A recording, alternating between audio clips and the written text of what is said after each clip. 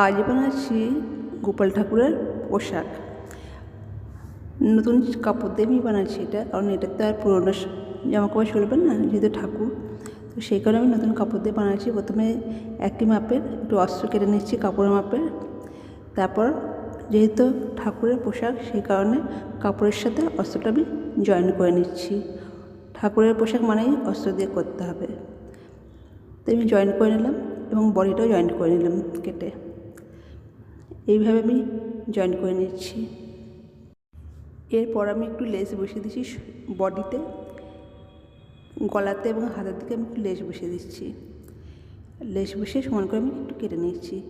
কাটার পর আমি ঘেরটাতেও লেস বসাবো। আমার বডিতে লেস বসানো হয়ে গেছে। আমার বডিটা পুরোপুরি কমপ্লিট হয়ে গেছে দেখুন। এবার আমি কুচি করে নিচ্ছি ঘেরটার জন্য।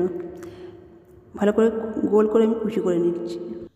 আমার কুচিটাও রেডি হয়ে গেছে। এবার আমি একটু লেস বসিয়ে নিয়েছি ধারগুলো দিয়ে, সরু একটু লেস বসাচ্ছি। লেস বসিয়ে আমি দুদিকে দুটো দড়ি করে দেবো।